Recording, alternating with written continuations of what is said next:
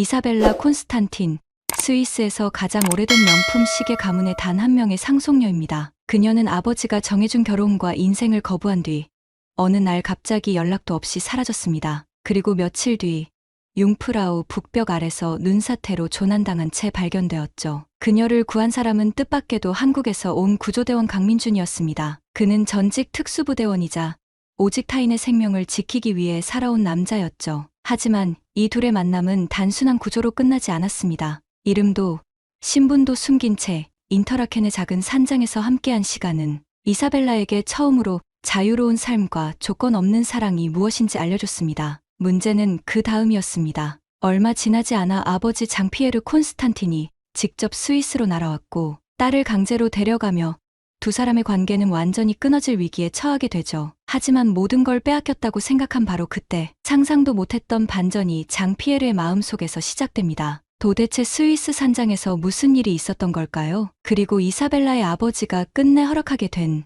가문을 넘어선 사랑의 결말은 무엇이었을까요? 이제 시계를 뛰어넘어 진짜 시간을 함께 만든 두 사람의 이야기를 만나보시죠. 잠깐, 여러분 그거 아시죠? 여러분의 구독, 좋아요, 알림 설정은 저에게 가장 큰 선물입니다. 클릭 한 번으로 제게 큰 힘을 주시길 바라요. 제 이름은 이사벨라 콘스탄틴이에요. 올해 28살이고 스위스 제네바에서 태어나 자랐습니다. 아마 제 성을 들으시면 눈치채실 분들도 계실 거예요. 네, 맞아요. 바쉐론 콘스탄틴, 그 유명한 시계 브랜드 말입니다. 270년의 역사를 자랑하는 세계에서 가장 오래된 시계 제작 가문의 유일한 상속녀가 바로 저예요. 제네바 호수가 내려다 보이는 저희 집은 18세기에 지어진 고성을 개조한 곳이에요. 방만 22개의 정원만 해도 축구장 3개 크기죠. 어릴 때부터 이 넓은 집에서 자랐지만 정작 저는 항상 갇혀있는 기분이었어요. 아버지 장피에르 콘스탄틴은 가문의 13대 손으로 저에게는 세상에서 가장 소중한 사람이면서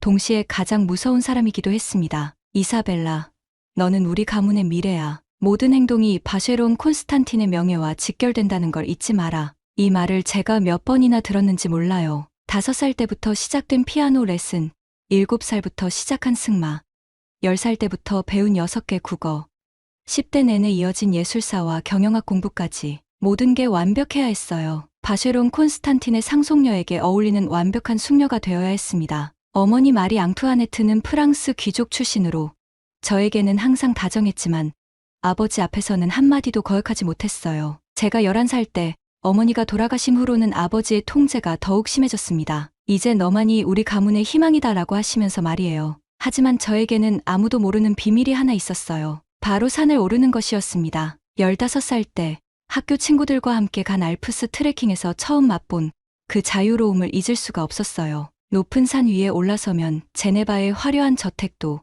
아버지의 엄격한 시선도, 상속녀라는 무거운 짐도 모두 사라지는 것 같았거든요. 그 후로 저는 몰래 등반을 배우기 시작했어요. 개인 트레이너를 고용해서 비밀리에 훈련을 받았고 주말마다 작은 산들을 오르며 실력을 키웠습니다. 물론 아버지는 모르셨죠. 만약 알았다면 즉시 중단시키셨을 거예요. 위험한 일은 콘스탄틴 가문의 상속녀가 할 일이 아니다라고 하시면서 말이에요. 20살이 되던 해 저는 처음으로 진짜 모험을 감행했어요. 몰래 융프라우 지역으로 가서 3일 동안 혼자 등반을 한 거죠. 그때의 짜릿함과 성취감은 지금도 생생해요. 정상에 올라서서 바라본 알프스의 장관은 정말 말로 표현할 수 없을 정도로 아름다웠어요. 그런데 돌아와서 들킨 후에 아버지 반응은 정말 끔찍했습니다. 이사벨라, 너에게 무슨 일이라도 생겼다면 어쩔 뻔했어. 우리 가문이 망하는 거야. 한 달 동안 집 밖으로 나가지 못했고 보안팀까지 늘려서 저를 감시했어요. 그때 처음으로 정말 죽고 싶다는 생각을 했습니다. 하지만 그런데도 저는 포기할 수 없었어요. 더 조심스럽게, 더 교묘하게 산을 오르기 시작했습니다. 회사 시찰이라고 거짓말을 하고 스위스 내 바쉐론 콘스탄틴 공방들을 둘러보러 간다며 하루 이틀씩 시간을 만들었어요. 친구들과의 자선 행사라고 속이면서 베른이나 취리히로 가서 등반을 즐기기도 했고요. 25이 될 때까지 아버지 몰래 수십 번의 등반을 해냈어요. 그런데 진짜 문제는 작년부터 시작되었습니다. 아버지가 본격적으로 결혼 이야기를 꺼내기 시작한 거예요. 그것도 리치몬트 그룹 회장의 아들과의 정략 결혼이었습니다. 리치몬트 그룹이라고 하면 아시는 분도 계실 텐데요.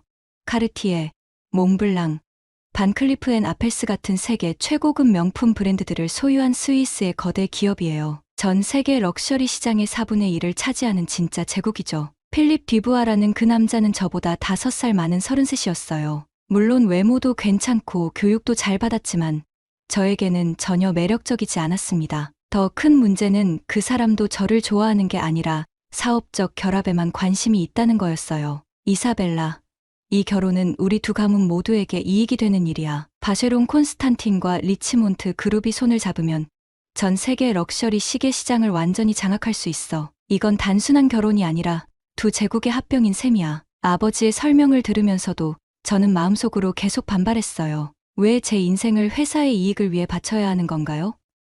왜 제가 사랑하지도 않는 사람과 결혼해서 럭셔리 제국의 여왕이 되어야 하는 건가요? 저는 필립과 몇 차례 만났어요. 미셸린 스타 레스토랑에서의 정중한 저녁 식사, 오페라 하우스에서의 클래식 공연 관람, 제네바 호수에서의 요트 투어까지 모든 게 완벽했지만 마음은 전혀 움직이지 않았어요. 그 사람은 저를 미래의 사업 파트너로만 보고 있었고 저 역시 그냥 의무감으로 만나고 있었거든요. 그런 와중에 한 달 전 아버지가 충격적인 발표를 했어요. 다음 달에 필립과의 약혼식을 치르겠다는 거였습니다. 더 이상 미룰 수 없다면서 모든 준비는 이미 끝났다고 하셨어요. 세계 각국의 유명 인사들과 언론까지 초청해서 세기의 결혼이라고 떠들썩하게 치르겠다는 계획이었죠. 이사벨라, 내가 좋아하든 싫어하든 이 결혼은 진행되어야 해. 우리 가문의 미래가 걸린 일이야. 개인적인 감정은 접어두고 가문의 의무를 다해야 한다. 그날 밤, 저는 잠을 이룰 수 없었어요. 창문 너머로 보이는 알프스 산맥을 바라보면서 생각했습니다. 이대로 순순히 아버지의 뜻에 따라야 하는 걸까요? 28년 동안 누군가가 정해놓은 틀 안에서만 살아온 제가 결혼까지도 남이 정한 대로 해야 하는 걸까요? 어머니의 다이어리를 읽어본 적이 있어요. 어머니도 정략 결혼이었지만 아버지를 진심으로 사랑하게 되었다고 적혀 있었죠. 하지만 제가 필립을 사랑할 수 있을까요? 아니면 평생 가면을 쓰고 살아야 하는 걸까요? 결국 저는 결심했어요. 약혼식 일주일 전 아무도 모르게 집을 떠나기로 한 거죠. 목적지는 융프라우 지역의 아이거 북벽이었습니다. 유럽에서 가장 험난한 등반 코스 중 하나였지만 저에게는 진정한 자유를 느낄 수 있는 마지막 기회였어요. 그날 새벽 4시 저는 작은 배낭 하나만 메고 조용히 집을 나섰습니다. 등반 장비와 최소한의 식료품, 그리고 한 가지 특별한 물건을 챙겼어요. 바로 저희 가문의 첫 작품인 1755년 회중시계를 복각한 한정판이었습니다. 아버지가 제 18번째 생일에 주신 선물로 전 세계에 단 10개만 존재하는 귀중한 시계였죠. 이사벨라, 이 시계는 우리 가문의 자부심이자 내 정체성이야. 언제나 내 곁에 두고 우리 가문의 전통을 잊지 마라. 그때의 아버지 말씀이 생각나면서 복잡한 마음이 들었어요. 하지만 저는 이 시계를 가지고 가기로 했습니다. 어쩌면 이게 제가 콘스탄틴 가문의 딸로서 마지막으로 할 수 있는 일인지도 모르겠다는 생각이 들었거든요. 인터라켄에서 하룻밤을 보낸 후 다음 날 아침 일찍 아이거 북벽을 향해 출발했어요. 날씨는 완벽했고 제 컨디션도 최상이었습니다. 드디어 진정한 자유를 맛볼 수 있다는 기대감에 마음이 설렜어요. 하지만 운명이란 참 아이러니한 것 같아요. 제가 자유를 찾아 떠난 그 길에서 평생 잊을 수 없는 만남이 기다리고 있을 줄은 꿈에도 몰랐거든요. 등반을 시작한 지 3시간 정도 지났을 때였어요. 날씨가 갑자기 변하기 시작했습니다. 아침에는 맑았던 하늘이 어둠 먹구름으로 뒤덮이더니 바람이 점점 거세져 왔어요. 하지만 저는 멈출 생각이 없었습니다. 오히려 이런 험한 날씨가 더 짜릿하게 느껴졌거든요. 아이거 북벽은 정말 만만치 않은 상대였어요. 거의 수직에 가까운 암벽이 4,000m 높이로 솟아 있었고 중간중간 얼음으로 뒤덮인 구간들이 나타났습니다. 하지만 그동안 쌓아온 실력으로 차근차근 올라갔어요. 아무도 없는 이 고요한 산에서 저는 처음으로 진짜 제 자신이 된 것 같았습니다. 그런데 오후 2시쯤 상황이 급변했어요. 갑자기 하늘에서 우르릉거리는 소리가 들리더니 눈사태 경보음이 울렸습니다. 저는 재빨리 주변을 둘러봤지만 피할 곳이 마땅치 않았어요. 그 순간 머리 위쪽에서 하얀 벽이 무너져 내리는 모습이 보였습니다. 아, 이제 끝이구나. 그런 생각이 머릿속을 스쳐 지나갔어요. 하지만 이상하게 후회는 되지 않았습니다. 적어도 제가 원하는 방식으로 살다가 가는 거니까요. 눈사태가 저를 덮치는 순간 저는 가슴 속 회중시계를 꽉 움켜쥐었어요. 정신을 잃었다가 깨어났을 때 저는 눈 속에 파묻혀 있었습니다. 온몸이 꽁꽁 얼어붙은 것 같았고 손발 감각도 거의 없었어요. 체온이 급격히 떨어지고 있다는 걸 느꼈습니다. 이대로 있으면 정말 죽을 수도 있겠다는 생각이 들었어요. 그때 누군가가 제 이름을 부르는 소리가 들렸습니다. 아니, 정확히는 제 이름이 아니라 여기 있어요 라고 외치는 남자 목소리였어요. 저는 간신히 고개를 들어 그쪽을 바라봤습니다. 처음 본 순간부터 이상했어요. 그 사람은 마치 영화에서 나온 것 같은 모습이었거든요. 키가 꽤 크고 단단해 보이는 체격에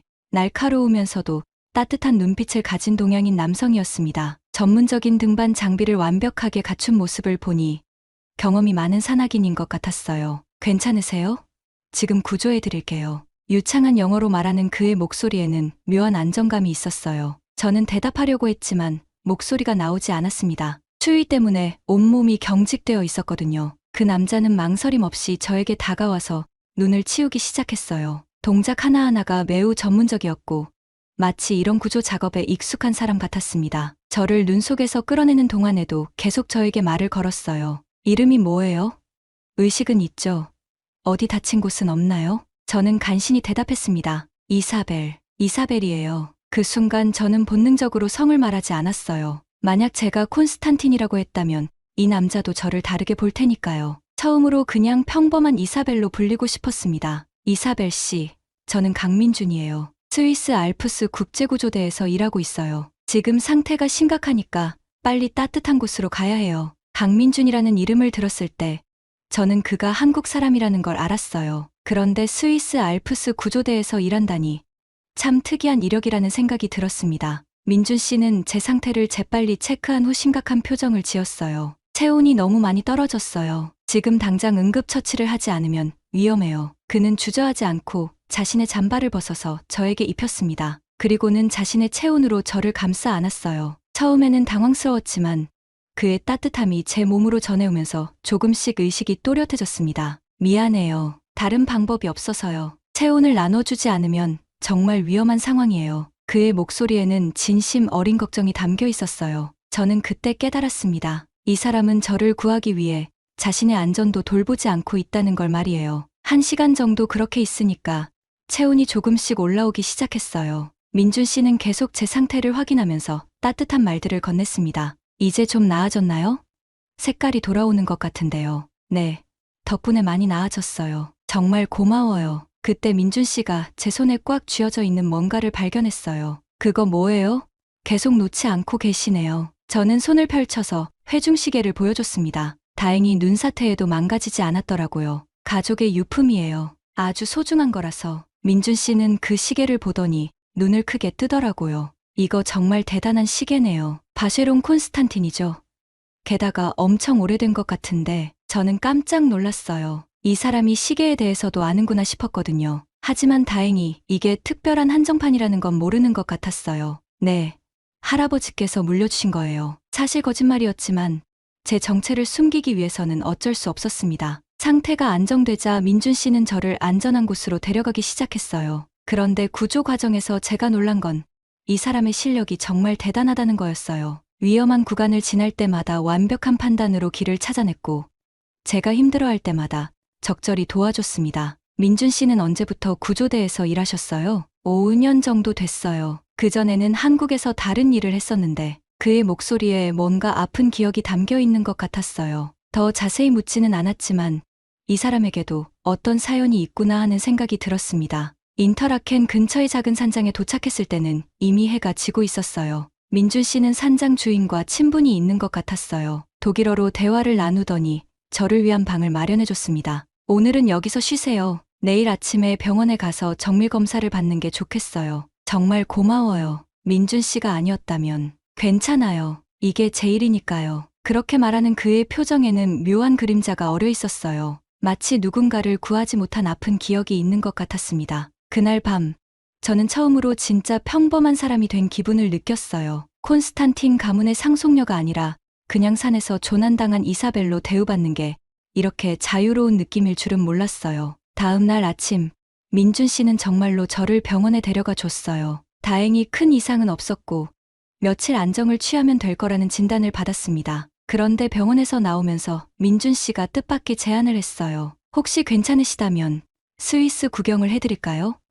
어차피 회복 기간 동안 쉬어야 하잖아요. 그 순간 저는 마음이 뛰기 시작했어요. 지금까지 살면서 이런 설렘을 느껴본 적이 없었거든요. 운명이 저에게 새로운 기회를 주는 것 같았습니다. 민준 씨와 함께 보낸 일주일은 제 인생에서 가장 행복한 시간이었어요. 매일 아침 그가 산장으로 저를 데리러 왔고 함께 스위스의 숨겨진 보석 같은 곳들을 둘러봤습니다. 처음에는 관광객을 안내하는 친절한 구조대원 정도로 생각했는데 시간이 지날수록 그 이상의 감정이 생기기 시작했어요. 첫 번째 나들이에서 민준 씨는 저를 융프라우요로 데려갔어요. 유럽의 지붕이라고 불리는 그곳에서 바라본 알프스의 절경은 정말 숨이 멎을 정도였습니다. 하지만 그보다 더 인상 깊었던 건 민준 씨가 산에 대해 이야기할 때의 모습이었어요. 이사벨 씨, 저기 보이는 산이 아이거예요. 며칠 전에 거기서 만났잖아요. 그의 눈빛에는 산에 대한 깊은 애정과 동시에 뭔가 슬픈 그림자가 어려 있었어요. 저는 그때 느꼈습니다.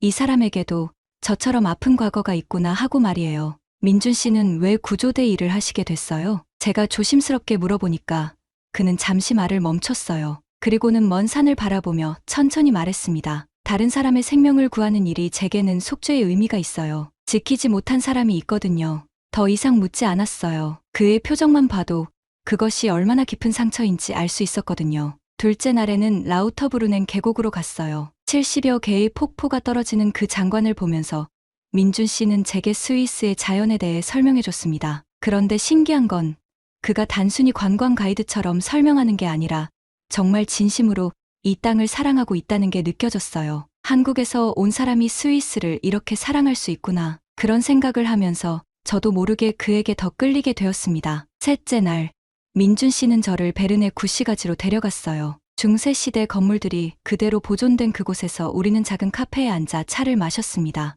그때 처음으로 서로에 대해 조금 더 깊은 이야기를 나눴어요. 이사벨 씨는 뭐 하시는 분이에요?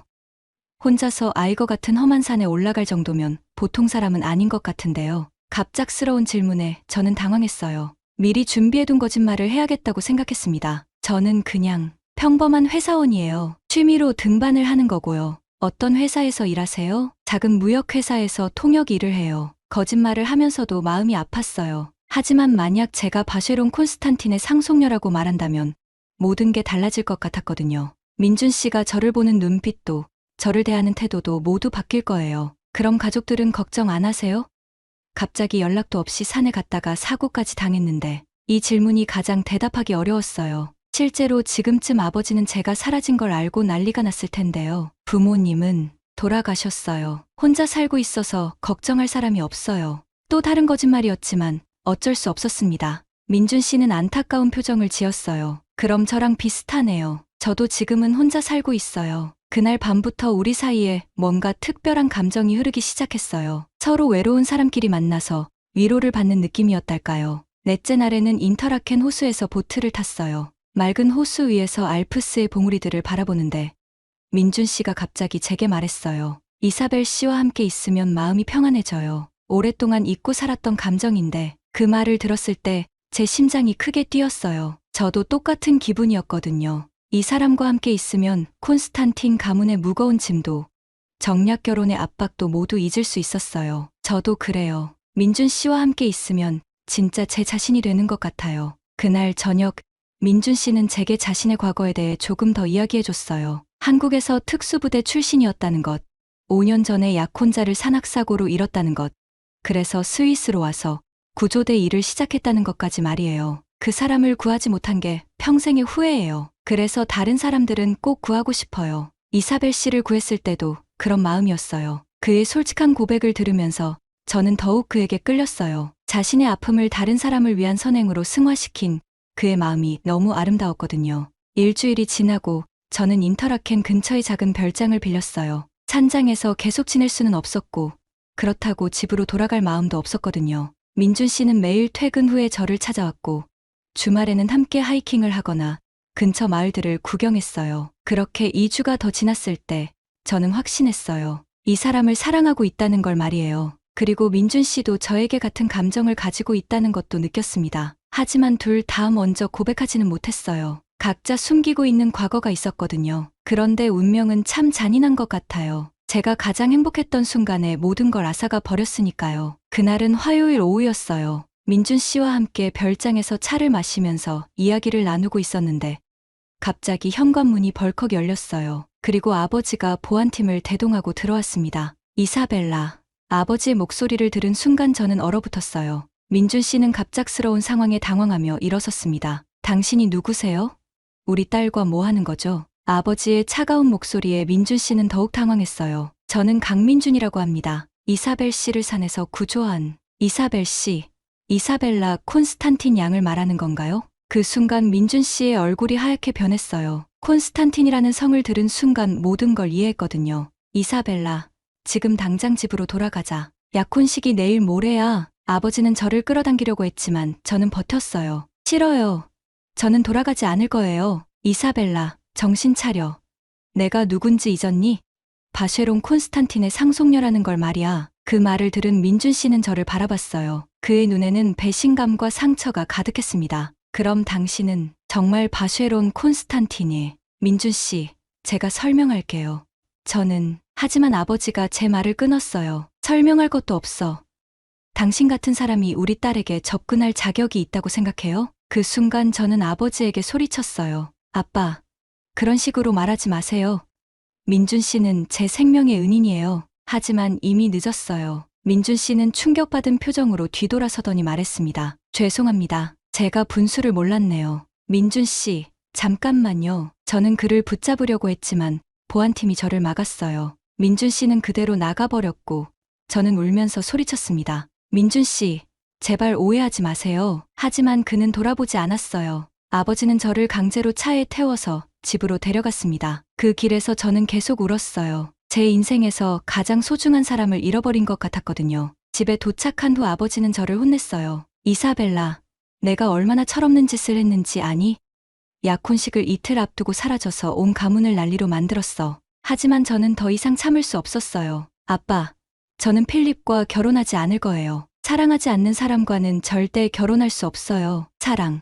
그런 감정적인 것 때문에 가문의 미래를 포기하겠다는 거야? 그날 밤, 저는 방에 갇혀서 계속 울었어요. 민준 씨가 저를 어떻게 생각할지, 다시 만날 수 있을지 걱정이 되었습니다. 그리고 무엇보다 제가 그에게 거짓말을 했다는 사실이 마음을 아프게 했어요. 며칠 후, 저는 민준 씨가 한국으로 돌아간다는 소식을 들었어요. 그런데 이번에는 구조대 동료를 통해 편지가 전해졌습니다. 민준 씨가 직접 저에게 남긴 편지였어요. 편지 내용은 짧았지만 마음이 아팠어요. 이사벨라 양, 저는 한국으로 돌아가기로 했습니다. 우리는 서로 다른 세상의 사람이라는 걸 깨달았어요. 하지만 당신과 보낸 시간은 제 인생에서 가장 소중한 추억이었습니다. 혹시 정말 저를 찾고 싶다면 이 번호로 연락 주세요. 편지 끝에는 한국 전화번호가 적혀 있었어요. 그 순간 저는 깨달았어요. 더 이상 이렇게 살 수는 없다는 걸 말이에요. 제가 정말 사랑하는 사람을 놓칠 수는 없었어요. 그날 밤 저는 결심했어요. 더 이상 다른 사람이 정해놓은 인생을 살 수는 없다고 말입니다. 새벽 2시에 저는 조용히 짐을 쌌어요. 많은 건 가져갈 수 없었지만 가장 소중한 회중시계와 여권, 그리고 개인 계좌의 카드 몇 장은 챙겼습니다. 아버지께 편지를 남겼어요. 아빠, 저는 제가 진정 사랑하는 사람과 함께 살고 싶어요. 가문의 의무보다 제 마음을 따르겠습니다. 한국에서 제 진짜 인생을 시작할 거예요. 다음 날 아침 일찍 제네바 공항으로 향했어요. 다행히 보안팀이 아직 제가 도망쳤다는 걸 모르는 것 같았습니다. 공항에 도착해서 인천행 항공편을 알아봤는데 당일 출발편은 모두 매진이었어요. 가장 빠른 편은 이틀 후였습니다. 하지만 1등석은 아직 자리가 있다고 하더라고요. 이틀을 기다리는 동안 제네바 시내의 작은 호텔에 숨어 지냈어요. 아버지가 저를 찾고 있을 테니까 최대한 조심스럽게 행동했습니다. 드디어 출발 당일, 탑승하는 순간까지 심장이 터질 것 같았어요. 비행기 안에서 저는 민준 씨가 남긴 편지를 다시 읽어봤어요. 그의 연락처를 보면서 한국에 도착하자마자 바로 전화를 걸어야겠다고 생각했습니다. 한국에 도착한 건 이틀 후였어요. 인천공항에 내려서 처음 느낀 건 완전히 다른 세상에 온 것 같다는 거였습니다. 모든 간판이 한글로 되어 있고 사람들이 한국어로 대화하는 모습이 신기하면서도 낯설었어요. 공항에서 바로 민준 씨에게 전화를 걸었어요. 벨소리가 몇 번 울린 후 그의 목소리가 들렸습니다. 여보세요? 민준 씨, 저예요. 이사벨이에요. 한동안 침묵이 흘렀어요. 그러다 민준 씨가 놀란 목소리로 말했습니다. 이사벨라 양, 지금 어디 계세요? 인천공항이에요. 방금 도착했어요. 뭐라고요? 한국에 오셨다고요? 네. 민준 씨를 찾으러 왔어요. 그는 한참 동안 말이 없더니 주소를 알려주며 만나자고 했어요. 서울의 한 카페였는데 지하철을 타고 가는 방법까지 자세히 설명해줬습니다. 지하철을 타는 것도 처음이었어요. 복잡한 노선도를 보면서 길을 찾아가는 게 쉽지 않았지만 사람들이 친절하게 도와줘서 무사히 도착할 수 있었습니다. 카페에서 민준 씨를 만났을 때 그의 첫 마디는 이랬어요. 정말 대단하세요. 모든 걸 버리고 한국까지 오다니 믿을 수가 없어요. 대단한 게 아니라 당연한 거예요. 민준 씨 없이는 살 수 없거든요. 저는 정말 솔직하게 모든 걸 말했습니다. 정략 결혼을 거부하고 집을 나온 것, 아버지와 완전히 결별했다는 것, 그리고 이제 평범한 이사벨로 살고 싶다는 것까지 말이에요. 민준 씨, 저는 이제 바쉐론 콘스탄틴의 상속녀가 아니에요. 그냥 민준 씨를 사랑하는 이사벨일 뿐이에요. 민준 씨의 눈에 눈물이 고였어요. 정말 모든 걸 포기하고 오신 거예요? 네. 제가 진짜 원하는 건 민준 씨와 함께하는 평범한 행복이에요. 그날부터 저는 한국에서 새로운 삶을 시작했어요. 민준 씨는 서울의 작은 원룸을 구해주었고, 저는 그곳에서 혼자 살기 시작했습니다. 모든 게 새로웠어요. 편의점에서 컵라면을 사 먹고, 지하철을 타고, 시장에서 장을 보는 것까지 말이에요. 민준 씨는 매일 저녁 퇴근 후에 저를 만나러 왔어요. 한국어를 가르쳐 주기도 하고, 한국 음식을 소개해 주기도 했습니다. 처음 먹어본 김치찌개의 매운맛에 눈물을 흘리면서도 맛있다고 했던 기억이 생생해요. 이사벨, 한국 생활이 힘들지 않아요? 전혀요. 오히려 스위스에서보다 훨씬 자유로워요. 일주일 후, 민준 씨가 정식으로 고백했어요. 이사벨, 저와 결혼해 주세요. 당신을 평생 행복하게 해드릴게요. 네, 좋아요. 저도 민준 씨와 함께 평생을 보내고 싶어요. 하지만 행복한 시간은 오래가지 않았어요. 한 달 후, 아버지가 한국에 오신 거예요. 어떻게 저를 찾았는지는 모르겠지만 어느 날 갑자기 제 원룸 앞에 나타나셨습니다. 이사벨라, 이제 그만 집으로 돌아가자. 하지만 저는 더 이상 예전의 이사벨라가 아니었어요. 아빠, 저는 이제 한국 사람이에요. 여기서 행복하게 살고 있어요. 행복하다고? 이런 좁은 방에서? 네, 정말 행복해요. 처음으로 제가 원하는 삶을 살고 있거든요. 아버지는 한국에 일주일 머물기로 하셨어요. 그동안 저는 아버지께 한국의 아름다움을 보여드리기로 했습니다. 경복궁, 인사동, 명동, 한강공원, 남산타워, 그리고 민준 씨의 고향인 가평까지 함께 다녔어요. 가장 기억에 남는 건 한강공원에서 치킨과 맥주를 드셨던 날이에요. 평생 미슐랭 스타 레스토랑에서만 식사하셨던 아버지가 플라스틱 의자에 앉아서 치킨을 드시는 모습이 정말 신기했거든요. 이사벨라, 정말 이런 음식을 먹어야 하나? 처음에는 당황스러워 하시더니 한 입 드셔보시고는 표정이 완전히 바뀌었어요. 이게 생각보다 맛있네. 그러시면서 맥주까지 마시시는 모습에 저는 웃음이 터져나왔어요. 한강을 바라보며 치킨을 뜯고 계시는 아버지를 보니까 이분도 그냥 평범한 아버지구나 하는 생각이 들었습니다. 또 하나 잊을 수 없는 순간은 민준 씨와 처음 만나셨던 날이에요. 민준 씨는 아버지가 오신다는 소식을 듣고 일주일 전부터 준비를 시작했어요. 한국 전통 음식을 배우기 위해 요리 학원까지 다녔다고 하더라고요. 그뿐만 아니라 아버지가 독일어와 프랑스어를 하신다는 걸 알고 밤늦게까지 기초 회화를 공부했어요. 만나는 날, 민준 씨가 정성스럽게 준비한 한국 전통 음식 상차림을 보시고는 아버지가 깜짝 놀라셨거든요. 이렇게 정성스럽게 준비해 주다니. 불고기, 잡채, 김치찌개까지 모든 음식을 직접 만들어서 대접하는 민준 씨를 보시면서 아버지의 표정이 조금씩 부드러워졌어요. 특히 민준 씨가 서툰 독일어로 구텐탁, 헤어 콘스탄틴이라고 인사하는 모습을 보시고는 놀라셨어요. 어머, 독일어도 공부하셨군요. 네, 아버님을 위해서 조금 배웠습니다. 그때 저는 민준 씨의 배려심에 또 한 번 감동했어요. 저를 위해서 이런 노력까지 해주는 사람이구나 싶었거든요. 식사 중에 아버지가 스위스 시계 이야기를 하시자 민준 씨가 갑자기 일어나더니 뭔가를 가져왔어요. 바로 제가 산에서 꼭 쥐고 있었던 그 회중시계였어요. 아버님, 이 시계 정말 아름답더라고요. 이사벨이 얼마나 소중히 여기는지 알 수 있었어요. 구조할 때도 이걸 놓지 않고 있었거든요. 민준 씨는 그 시계가 얼마나 귀한 건지 알면서도 저의 마음을 이해해준다고 말했어요. 가족의 사랑이 담긴 물건이라는 걸 느낄 수 있었어요. 이사벨이 가족을 얼마나 사랑하는지도 알게 되었고요. 아버지는 그 말에 깊게 감동하셨어요. 단순히 비싼 시계가 아니라 가족의 의미를 이해해주는 민준 씨를 보시면서 마음이 움직이신 것 같았어요. 아버님, 저는 이사벨을 정말 사랑합니다. 그리고 그녀가 행복할 수 있도록 평생 지켜드리겠습니다. 민준 씨의 진심 어린 말에 아버지의 눈가가 촉촉해지는 걸 봤어요. 그때 저는 느꼈습니다. 아버지도 제 행복을 진심으로 바라고 계신다는 걸 말이에요. 마지막 날, 아버지가 공항으로 떠나시기 전에 민준 씨가 깜짝 선물을 준비했어요. 바로 저희가 함께 찍은 사진들을 정리해서 만든 앨범이었어요. 아버님, 이사벨과 함께한 소중한 시간들을 담았어요. 스위스에 가셔서도 딸의 행복한 모습을 보실 수 있도록 말이에요. 아버지는 그 앨범을 받아보시고는 한참 동안 말씀이 없으셨어요. 그러다 조용히 말씀하셨습니다. 이사벨라, 너의 선택을 존중하겠다. 너를 보니 정말 행복해 보인다. 아빠가 잘못 생각했었구나. 사랑이라는 게 이런 거였구나. 그리고 민준 씨, 우리 딸을 이렇게 세심하게 배려해 주셔서 고맙습니다. 그 말씀을 들었을 때 저는 정말 눈물이 났어요. 평생 가문의 이익만 생각하셨던 아버지가 제 행복을 인정해 주신 순간이었거든요. 그렇게 아버지의 축복을 받고 우리는 결혼을 하게 되었어요. 작은 결혼식이었지만 정말 행복했습니다. 스위스에서 아버지도 오셨고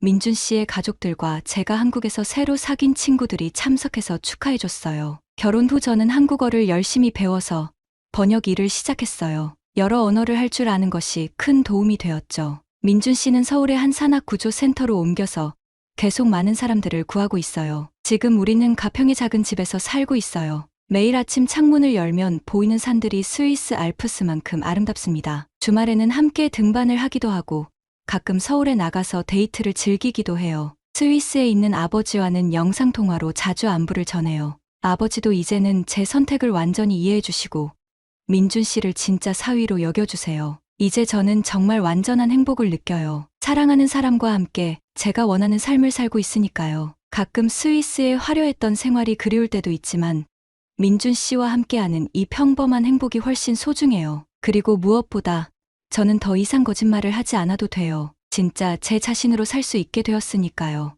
이것이 바로 진정한 사랑의 힘인 것 같아요. 오늘의 이야기는 여기까지입니다. 마음에 드셨다면 구독과 좋아요 잊지 말고 한 번씩 눌러주세요. 소중한 시간 함께 해주셔서 진심으로 감사드리고 앞으로도 더 깊은 이야기로 여러분을 찾아뵐게요.